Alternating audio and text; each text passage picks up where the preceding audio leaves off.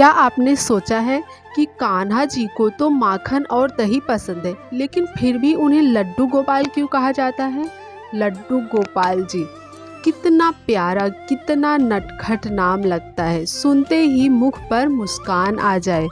भगवान श्री कृष्ण नाम लेते ही आँखों के सामने ऐसी छवि आती है, टेढ़ी टांग पे खड़े होकर, हाथ पे मुरली, होठों पे मुस्कान, सिर पर मोरपंख और पीतांबर धारण किए हुए, मानो बस आप ही को निहार रहे हैं। और लड्डू गोपाल नाम लेते ही ऐसी छवि आती है जैसे कोई छोटा बालक घुटनों के बल पे, एक हाथ जमीन पर और दूसरे हाथ में लड्डू लेकर आपकी तरफ ऐसे देख रहे हैं जैसे उस बच्चे की चोरी पकड़ी गई हो। कान्हा जी के कई सारे रूप हैं, लेकिन जन्माष्टमी के अवसर पर लोग लड्डू गोपाल की पूजा करते हैं। लेकिन क्या आप जानते हैं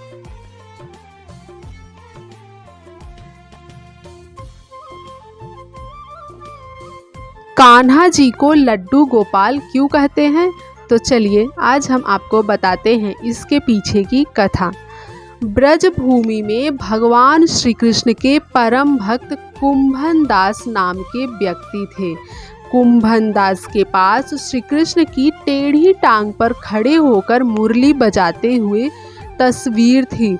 कुंभन दास का छोटा बेटा था जिसका नाम रघुनंदन था।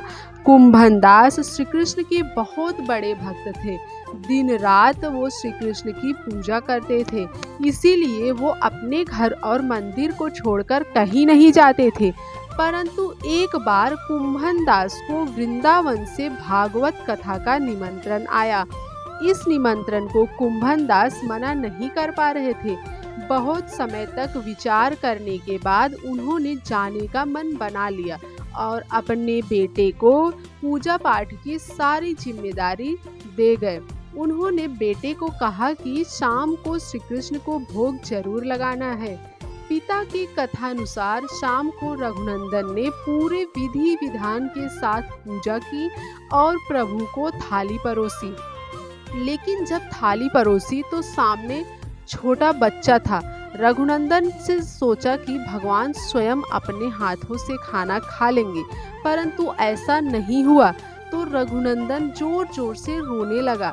उसे लगा कि कान्हा जी उससे नाराज हो गए हैं, वो उसके द्वारा लगाए गए भोग को ग्रहण करने नहीं आ रहे हैं। उसके रोने की आवाज सुनकर श्री कृष्ण से रहा नहीं गया और बाल स्वरूप धारण करके रघुनंदन के सामने प्रकट हो गए।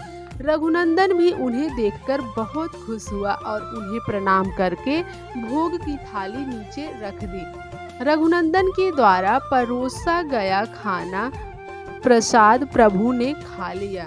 इसके बाद वह उसे आशीर्वाद देकर अंतर्ध्यान हो गए।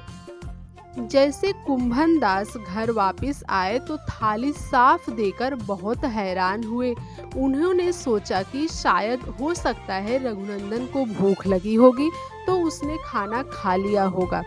रोज कुंभन दास जी अलग अलग प्रसाद भोग बनाकर जाते थे और अपने बेटे रघुनंदन से कहकर जाते थे कि वो उन्हें भोग लगाए, परंतु रोज यही होने लगा।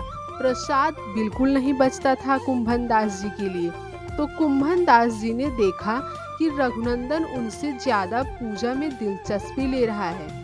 इसका सच जानने के लिए एक दिन मंदिर के दीवार के पीछे कुंभन दास जी छुप गए। उस दिन उन्होंने लड्डू का भोग बनाया था और अपने बेटे को कहा था कि इसे कान्हा जी को भोग लगाए। मैं कथा कहने के लिए जा रहा हूँ। लेकिन कुंभन दास जी मंदिर के दीवार के पीछे छिपे हुए थे। जैसे ही शाम हुई, रघुनंदन ने कान्हा जी की पूजा की और उन्हें भोग की थाली परोसी। उस दिन भोग में लड्डू था।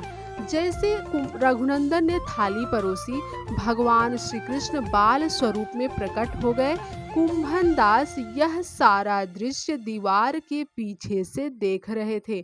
वो देखकर भाव से भर गए और कान्हा जी के चरणों में गिर गए। जिस वक्त कुंभन दास भगवान श्री कृष्ण के चरणों में गिरे, कान्हा जी के हाथ में लड्डू था और दूसरा हाथ जमीन था। उसी रूप में श्री कृष्ण वहाँ जड़ हो गए। गोपाल तो श्री कृष्ण का नाम है ही, परंतु उनके हाथ में लड्डू था, इसलिए उनका नाम लड्डू गोपाल पड़ा। तो दोस्तों, इस तरह से भगवान श्री कृष्ण के भक्त कुंभन दास के बेटे रघुनंदन की निश्चल भक्ति को देखकर भगवान स्वयं लड्डू गोपाल का स्वरूप धारण करके बाल स्वरूप में भोग ग्रहण करने आते थे। तो दोस्तों, वीडियो कैसा लगा आपको कमेंट में ज़रूर बताइएगा और हमारे चैनल को सब्सक्राइब कर बेल आइकन को प्रेस कर लीजिए।